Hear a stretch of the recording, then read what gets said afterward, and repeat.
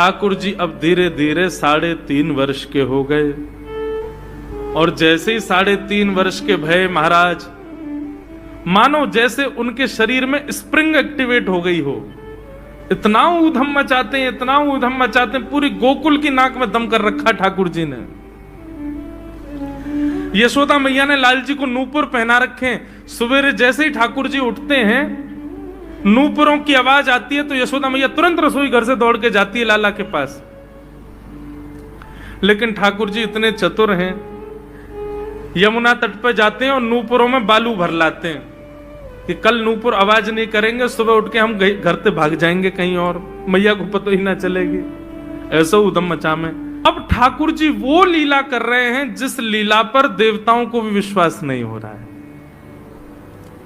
ऐसी लीला ठाकुर जी कर रहे हैं कि किसी को भरोसा ही नहीं हो रहा कि जगत नियंता जगदाधार ये कर सकता है। और ठाकुर जी क्या करते हैं? बोले ये मत पूछो क्या करते हैं, यूं कह रहे हैं क्या नहीं करते। जो माता पिता अपने बालकों को बहुत ऊधमी समझते हैं, बहुत बड़ी कृपा है ठाकुर जी की कि आपके घर ठाकुर जी जैसे ऊधमी बालक नहीं है। ऊधमों के सिरमौर हैं ठाकुर जी। कैसा ऊधम मचाते हैं? नहा धो करके ठाकुर जी सवेरे तैयार होते हैं, सबसे पहले गैयाओं के पास जाते हैं। मैया कहवे लाला नहा धो के सबसे पहले गैयान को प्रणाम करवे जा, गैयान को स्पर्श कर फिर कछु करियो। ठाकुर जी गैयाओं को प्रणाम करने जाते हैं। जैसे ही देखते हैं कि कोई गैया बैठी है, सो ठाकुर जी कहें अरे अरे मैया या गैया को आलस आ गयो, या को आलस दूर कर दूं। सो बैठी हुई गैया के ठाकुर जी सींग पकड़ लेते हैं और सींग पकड़ करके अपनी ओर खींचते हैं। दूसरी तरफ से सींग बलराम जी पकड़ लेते हैं। अब ऐसे सींग पकड़ करके ऐसे ऐसे गैया के सींग हिलाते हैं। अब बैठी रहती गैया थोड़ी देर तो कोई बात नहीं, जैसे जोर जोर से हिलाना प्रारंभ करते हैं सोई गैया खड़ी हो जाती है। और जैसे गैया खड़ी होती ठाकुर जी लटक जाते हैं सींगों से। अब ठाकुर जी को तो बढ़िया झूला बन गया, गैया की सींगन पे झूल रहे हैं। थोड़ी देर तो गैया इधर से उधर ठाकुर जी को झुलाती रहती है, लेकिन थोड़ी देर बाद जैसे ही ठाकुर जी की पकड़ कमजोर होती है, गैया को पता चल जाए कि अब लाला गिरवे वारो है, तो गैया भी इतनी चतुर कि वो गोबर में ही जाके खड़ी हो गए। ठाकुर जी के इन्हें आगे को चल, मैं गोबर में है जाऊंगो। गैया के ना अब तो मैं यही खड़ी रहूंगी, तुम गोबर में ही गिरो। और सोई ठाकुर जी को हाथ छूट जा, मैया मैया बचाइयो, देख जे गैया मुंह को गोबर में फेंक रही है। अब मैया जब तक बचावे आवे तब तक तो लाल जी के हाथ छूट जाएं और ठाकुर जी गले गले तक गोबर के ढेर में जाके गिर जाएं। पर यशोदा मैया निकाले, कितनों सजाए लो, कितनों ए लाला तू वैसे ही कारो, ऊपर ते मैं तो को बढ़िया सुंदर बना के रखूं, लेकिन तू घूम फिर के गोबर में ही आके चौं खेले। मोकू तो लगे तू पूर्व जन्म को सूकर दीख है। ठाकुर जी मंद मंद मुस्कुरा रहे, हाँ मैया जे बरा भगवान को अवतार भयो ना, जाने पृथ्वी की रक्षा करी हिरण्याक्ष थे। भैया बोली हाँ वो मैं ही तो हतो, मैं जय जय हूं मैया, वो बरा भगवान ही जय जय, वही जय जय तेरे यहाँ लाला बन के आयो है। यशोदा मैया के बातन ने मत बनाए कर, नेक नेक बड़ो है क्यों बोलवो सीखो, ऐसी बात बनावे, जय जय बोले अपने आप पे, नावे धोवे है ना है, मोह पहुंचे ना है, मैं जय जय हूं। ऐसी मधुर लीला ठाकुर जी कर रहे हैं। आकाश में 33 कोटि देवता ये लीला देख करके अपने नेत्रों पर विश्वास नहीं कर रहे। ऐसे मधुर ठाकुर जी। एक दिन नंद भवन में गैया ब्याह गई। जैसे ही गैया ब्याई, ठाकुर जी जैसे ही गैया ब्याती है तो ठाकुर जी वहीं खड़े हो जाते हैं। और बंधुओं शास्त्रों में आज्ञा है कि गाय जब ब्याह रही हो,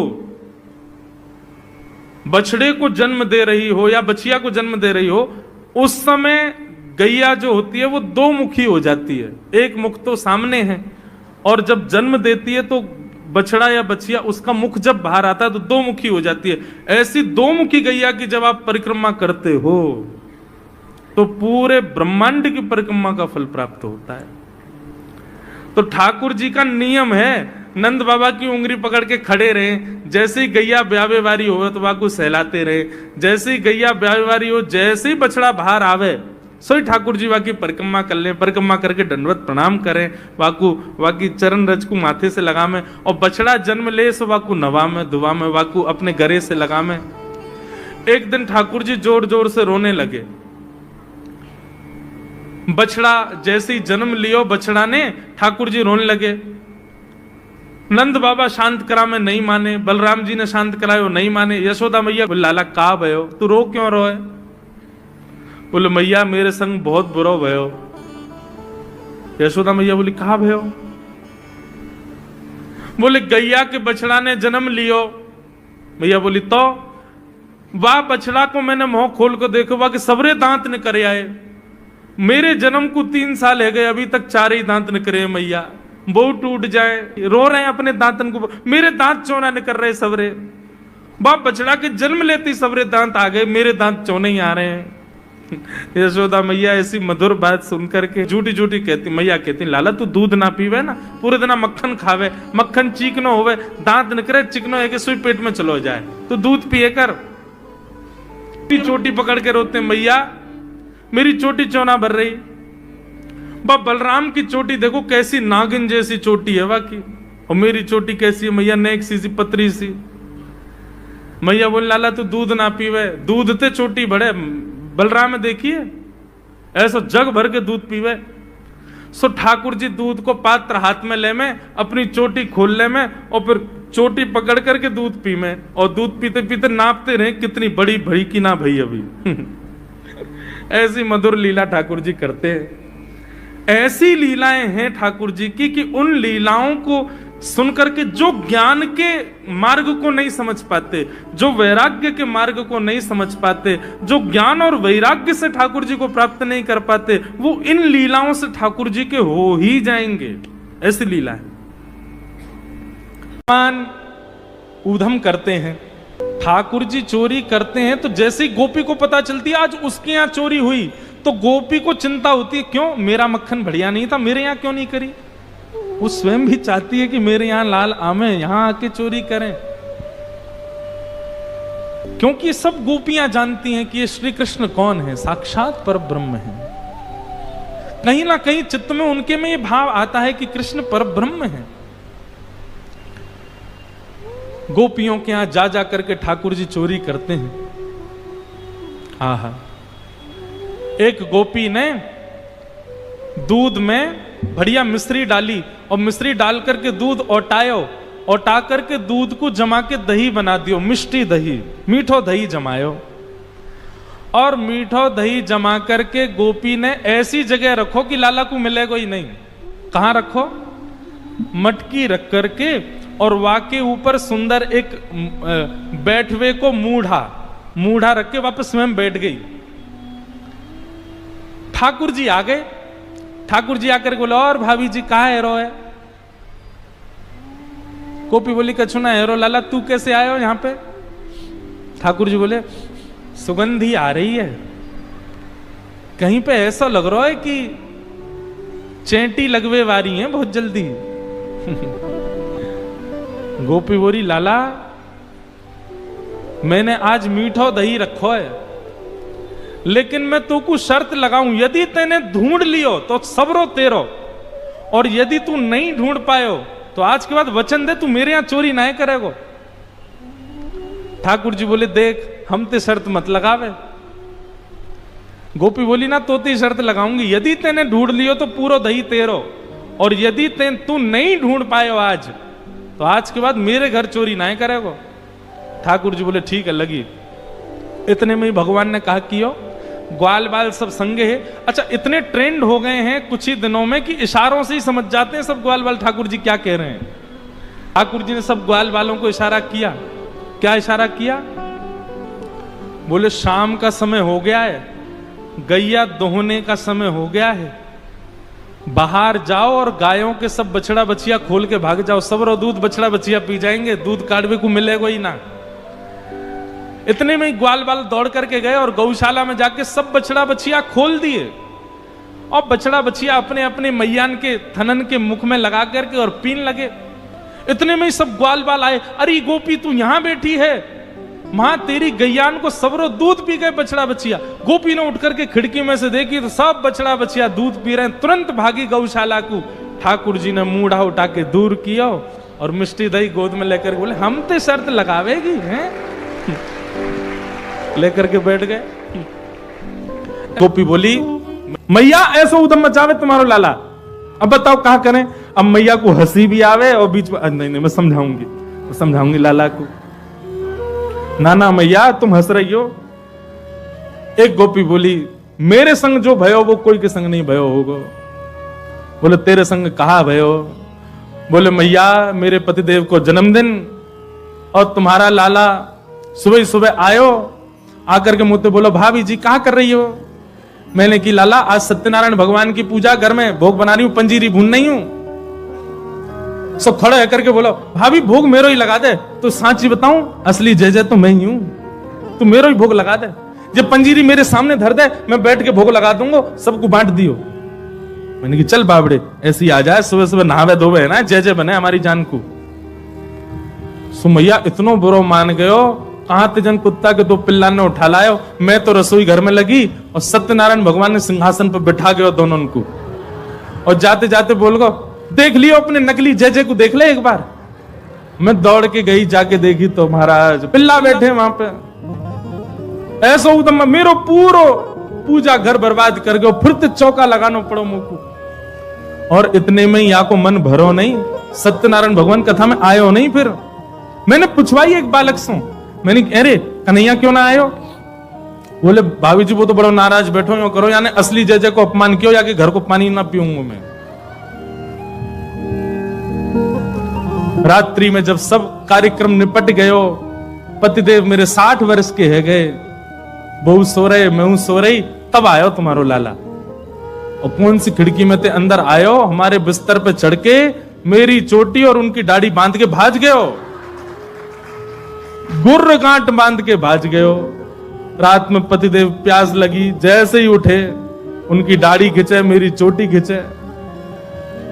मैं कहूं कहा कर रहे हो, कहा कर, वो कहें कहा कर रही हो, दोनों कहा कर रहे हो, कहा कर रही हो, मैं निकल गए। सबरे बाल टूट गए मेरे पतिदेव के, जे उपहार दियो मेरे पति के जन्मदिन पे। मैया फिर हंसने लगी, समझाऊंगी। ऐसी ठाकुर जी की बाल लीला। लेकिन यशोदा मैया ने मन में सोची ये सबरी आ गई है, इनके सामने ना डांट तो दो लाला है। ठाकुर जी बुलाए, जोर की आवाज लगाई कन्हैया। ठाकुर जी सो रहे हैं पल्ला में। मैया ने जैसी आवाज लगाई है, ठाकुर जी घबरा के उठ गए। बोले मैया ऐसी जोड़ते तो कभी ना बुलावे मुझे। ठाकुर जी जोड़ते अपनी आंख मीड़ी तो महाराज सबरो काजर फैल गो। बड़े बड़े ठाकुर जी के नेत्रन में जगन्नाथ भगवान बन गए। अब सुबह सुबह बालक उठे तो बेचारो चलो तो जाए ना भाई, तो मैया गोद चाहिए। ठाकुर जी जैसे तैसे उतर करके नीचे आए। इतनी भीड़, जितने आप बैठे उतनी गोपी होंगी। मैया तुमको काय को डांट रही है। अरे लाला ये सबरी गोपी तेरी शिकायत करें, तेने यूं कियो, या के घर यूं कियो। सब गोपियों के, अब देखो गोपियों ने जितने ठाकुर जी के ऊपर आरोप लगाए हैं, इनमें से कुछ ही सत्य हैं, बाकी तो गोपियों ने जबरदस्ती लगाए उल्हाने, ताकि लाला तो तोतरो है, बोलना जाने ना है, मैया डांट देगी वाको।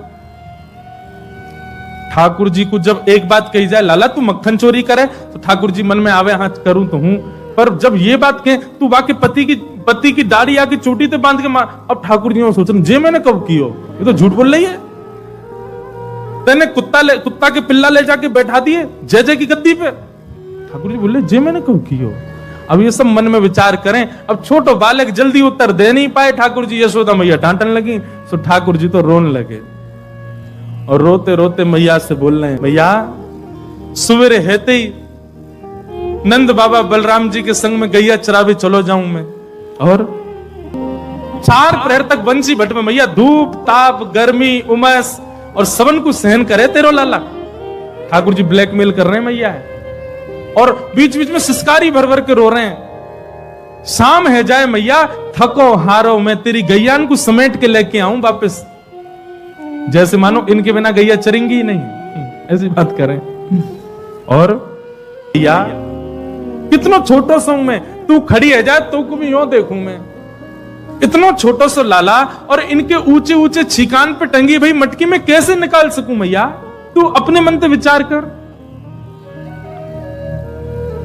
भैया सांची कहे तो बताऊं, मैं जब अपनी गैयान को चरा करके लौटूं तब जे गोपी जबरदस्ती मेरा हाथ पकड़ के मेरे मुंह पे मक्खन लगा के चोर चोर चोर, देखो हमारे घर से चोरी करके जा रहे हो। और मैया सांची पूछे तो जे छीका पे जब मटकी धरवे जामे तो इनसे मटकी फूट जावे, खुद फूट जावे, कहीं सास के डर के मारे मुंह पे इल्जाम लगा दें कि जे तोड़ के गए हो, जे खा के गए हो, जे चोरी करके गए हो। ठाकुर जी की बात सुन करके मैया तो बड़ी भावुक है गए। जब मैया ने एक भाव से में आई सो ठाकुर जी बोले अब ब्रह्मास्त्र छोड़ो। सो ठाकुर जी बोले मैया ये तो बहुत बोरी है, मैया तेरे मन में ये भावना नहीं है, इन सबन की बात सुन सुन के तेरे मन में ये भावना आ गई है, तेरे मन में कहां से आ जाएगी भावना? लेकिन मैया आज इन सबन की बात मान करके जो तेने मेरो हाथ इतनी जोर से पकड़ो, मैया अब मेरी बात सुन ले। बोले कहा मैया दल ले अपनी लकुट ले ले, अपनी कमरिया ले ले, कोई और बालक ढूंढ लियो तेरी गैया चरा दे करोगे, मैं ना चराऊंगा अब ते घर ते मेरो कोई संबंध नहीं। और मैया मैं तो जा रहा हूं घर छोड़ करके, अब कहीं और रहूंगा, जमुना जी किनारे साधु महात्मान के पास रह करूंगा, बाबा जी के पास रहूंगा मैं तो। नेक्स्ट से गोपाल जी जैसे ही अपने घर से निकलने लगे, छोटे से गोपाल जी छोटे छोटे चरणन से जा रहे हैं। यशोदा मैया के हृदय में तो भाव उत्पन्न है कि और दौड़ करके गई लाला को हृदय, अरे ना है लाला भाजो, सबरी गोपी भगा दी, सब भागो यहाँ से, मेरो लाला कहीं नहीं जाएगो। नंद भवन से सुबह सुबह निकल जाते हैं और राह चलता कोई भी हो अपरिचित, यदि वो साधु है, यदि वो कोई वैष्णव है, यदि वो कोई भजनानंदी है, तो ठाकुर जी उसके पास चले जाते हैं और पास जाके पता क्या बोलते हैं, अरे तुम यहां डोल रहे हो? बोलो भैया कौन हो तुम? अरे जी सब बाद में पूछियो, हम तो यूं कह रहे तुम यहां घूम रहे हो, नंद बाबा तुम्हारी मां बात देख रहे हैं, नंद बाबा तुम्हारा इंतजार कर रहे हैं। किसी से भी? बोले काय को कर रहे हैं भैया इंतजार? अरे आपके काजे यशोदा मैया ने 56 भोग बनाए हैं और यशोदा मैया तो थाली सजा के बैठी है, आप घर जाओगे तब आपको प्रेम से प्रसाद पवाएंगे, फिर दक्षिणाओं देंगे। अरे जल्दी करो, देरी मत करो, जल्दी नंद भवन पहुंच जाओ। रोज 150 से 200 अपरिचित वैष्णव संत साधु नंद भवन आते हैं और सब आकर के कहते हैं यशोदा मैया आप हमारी प्रतीक्षा कर रही थी, लाओ प्रसाद पवाओ। यशोदा मैया बोली मैं कौन ने कही आपसे? बोले आपको लाला बोल रहा हूं कि यशोदा मैया तो ये कह रही। यशोदा मैया जैसे तैसे पवा देती, दक्षिणा देती, रात में लाला से कहती चौरे लाला तू सबंते यूं क्यों कह दे मैं प्रतीक्षा कर रही? मैया एक तो मैं अपने घर में सब तीर्थन को भेज दूं, ये संत महात्मा चलते फिरते तीर्थ है मैया, इनको जितना ऐसा कि अपने घर बुलाना चाहिए, इनको प्रसाद पवाना चाहिए, या हमारे गोकुल में आवे वाले सब संतन को खोज खोज के मैं तो तेरे पास भेजूं ताकि तू ने रसोई घर में लगेगी, भोजन प्रसादी बनावेगी और बढ़िया संतन को पवावेगी, तो तेरे घर में सबरे तीर्थ आ जाएंगे मैया। ऐसा प्रेम। एक दिन ठाकुर जी के अब मित्र बन गए। कौन है मित्र? मधुमंगल, श्रीदामा, तन सुखा, मन सुखा, धन सुखा, सुबल, ये ठाकुर जी के मित्र हैं। एक दिन ठाकुर जी अपने सब मित्रन के संग बैठे और मित्रों के संग बैठे हुए ठाकुर जी बोले भैया कल से हम लोग सब यज्ञ करेंगे। मधुमंगल श्रीदामा बोले क्यों लाला यज्ञ क्यों करेंगे? अरे नंद बाबा रोज अग्निहोत्र करें, मैंने उनसे पूछी अग्निहोत्र करवे ते कहा हुए, तो नंद बाबा बोले अग्निहोत्र करवे ते मन चाही वस्तु प्राप्त हो जाए, अग्निदेव प्रदान करें। ठाकुर जी के सब सखा बोले लाला तू काहे को करेगा अग्निहोत्र? बोले अग्निहोत्र करेंगे, अग्निदेव को प्रसन्न करके कहेंगे हमारी सुंदर सी बहू आ जाए, बस हमारा ब्याह हो जाए। अग्निदेव की प्रतीक्षा कर, अग्निदेव को प्रतिष्ठान करेंगे। सब श्रीदामा मधुमंगल 3.5 वर्ष के ठाकुर जी, सोचो 3.5 वर्ष के ठाकुर जी, सखा कितने बड़े बड़े होंगे। नेक्स्ट से सबरे सखा बैठ गए, सूखे पत्ता इकट्ठे करके अग्नि प्रज्वलित कर ली, सूखे पत्तान को चूरो बना के आपस में बांट लियो। ठाकुर जी आचार्य बन के बैठ गए और बोले सुनो मैं मंत्र बोलूंगा और जैसे ही कहूं स्वाहा सबरे डालियो, और नेक भी यदि तुमने चूक करी ना, नेक भी मैंने स्वाहा बोली और तुमने नहीं डालो तो फिर मोते मत कहियो, यदि तुम्हारी पत्नी काणी आ जाए, एक हाथे लूली आ जाए, लंगड़ी आ जाए, तो समय पर स्वाहा करना पड़ेगा। सब ग्वाल बाल बोले जो कहेगो लाला सो करेंगे, तू करवा। ठाकुर जी ओम नम नम नम स्वाहा, सब स्वाहा, सब एक संग डालते। हे श्री रामा तू देरी ते डाले, देख लियो लंगड़ी आ जाएगी तेरी बहू, अग्निदेव को प्रसन्न करो। इस प्रकार ठाकुर जी सब ग्वाल बालों के संग खेलते हैं। ग्वाल बाल बोले लाला यज्ञ तो है गयो, अब ब्राह्मणन को भोजन के काजे बुलाओ, यज्ञ के बाद ब्राह्मण भोज होना चाहिए। सोई ठाकुर जी अपने सब ग्वाल बालों की उंगली पकड़ करके पूरे गोकुल में जाते हैं, ब्राह्मणों के घर जाकर के कहते हैं आज नंद भवन में बढ़िया उत्सव भयो है, बढ़िया यज्ञ भयो है, भोजन के काजे शाम को आपको परिवार सहित आनो है। सबन को निमंत्रण दिया मैं। अब महाराज नंद भवन से जब निमंत्रण आता है तो ब्राह्मण लोग ब्राह्मणी से कहते हैं कि आज चूल्हा मत जलाना। क्यों? अरे नंद भवन में भोजन की सूचना मिलती है तो 3 दिन से भूखे रहते हैं ब्राह्मण। क्यों? इतना खवाएंगे नंद बाबा, इतना खवाएंगी यशोदा मैया कि पेट भर जाएगा, 2 दिन तक भूख भी ना लगेगी, इतना भोजन करना पड़े। ए ब्राह्मणी चूल्हा मत जलाई, और सुन नमक को पानी और दे दे। नमक को पानी पी पी करके भूख बढ़ाते हैं अपनी। बोले शाम को जाएंगे और बढ़िया चकाचक महाराज 56 भोग पाएंगे। शाम का समय हुआ, सैकड़ों हजारों ब्राह्मण आकर के नंद भवन के बाहर खड़े हो गए।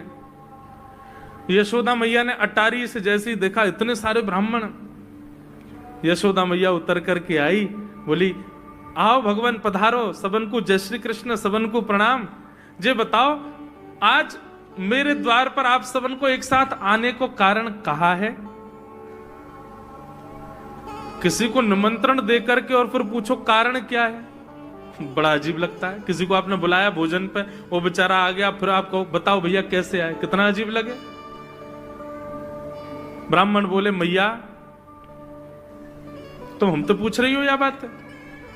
अरे सवेरे तो भूखे प्यासे बैठे हैं, जल्दी भोजन पवाओ। आपके यहां यज्ञ भयो, यज्ञ की पूर्ण आहुति की प्रसादी पावे आए हैं, और काई क्यों आए हैं? यशोदा मैया बोली कौन सा यज्ञ, कब भयो यज्ञ, कौन सी पूर्ण आहुति? ऐसा कछु ना भयो हमारे यहां, आप लोगन को कोई गलत जानकारी मिली है, कौन ने कही आपते? ब्राह्मणों के नेत्रों में आंसू आ गए। बोले मैया एक तो हम सवेरे से भूखे, ऊपर से ब्राह्मणी से मना और करे आए कि तू चूल्हा मत जलाइयो। ब्राह्मणी भी बात निहार रही है कि डिब्बा में लेके आएंगे हमारे काजी भी भोजन। खाली हाथ गए तो ब्राह्मणी डांटेगी अलग। मैया तेरो लाला सवेरे सवेरे आयो और सब ग्वाल बालन के संग आके हमसे कह के गयो यज्ञ भयो, यज्ञ की पूर्ण आहुति में भोजन करवे सबन को आनो है, हम तो यही मारे चले आए। यशोदा मैया बोली या लाला ते कैसे बचूं मैं, पूरे दिन कम से कम 2-2.5 हजार लोगन को निमंत्रण ऐसे ही देते रहे। यशोदा मैया बोली आपकी व्यवस्था करूं, लेकिन पहले या लाला को तो देखूं मैं, है कहां ये?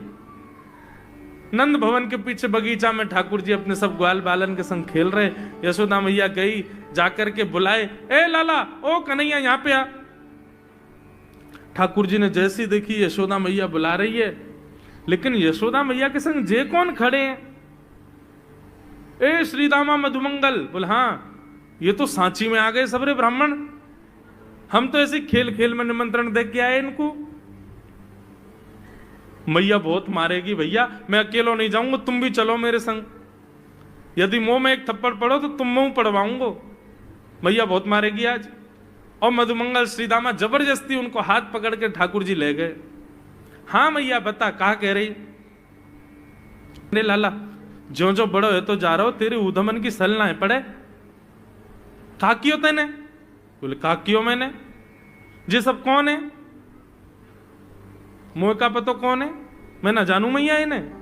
बोले जे सब रे ब्राह्मण है हमारे गोकुल के, और सब यूं कह रहे हैं तेने इनके घर जाके इनको सबन को निमंत्रण दियो, यूं कहीं हमारे यहाँ यज्ञ भयो आकर के आप सबन को भोजन पानो है। मैया तेरी सौगंध खा के कह रहा हूं, मुझको तो जीव ना पता इनको घर कौन सी गली में, झूठ बोल रहे हैं सब रे, मैंने निमंत्रण ना दियो। ब्राह्मण सब बोले मैया देखो कैसो सफेद झूठ बोल रहे हैं आपके आगे। मैया बोली सच बता तेने निमंत्रण क्यों दियो। तब ठाकुर जी बोले मैया बताऊं? बोले बता। बोले हम खेल खेल को यज्ञ कर रहे, वाह यज्ञ में सामग्री नहीं, वाह यज्ञ में मंत्र बोलवे वाले भी ना है, वाह यज्ञ में कोई ब्राह्मण भी ना हो, हम आपस में ही सब यज्ञ कर रहे। भाई यज्ञ के बाद ये मधुमंगल बोलो ब्राह्मण भोजन होना चाहिए, तो हमने इन ब्राह्मणों को न्योता दे दियो। मैया बोली अब ये ब्राह्मण आगे कहां पवाऊं?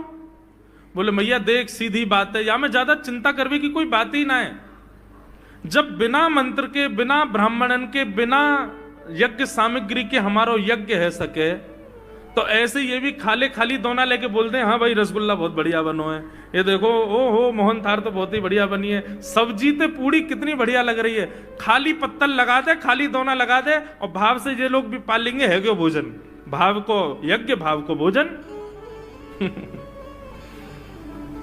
ब्राह्मणों को बंधुओं गुस्सा, ठाकुर जी की लीला पे किसी को क्रोध नहीं आता, सब हंस जाते। पर यशोदा मैया आधी रात में रसोई बनाती है, सब ब्राह्मणों को पवाती है, और इतना बनाती है कि उनके घर भिजवाती है।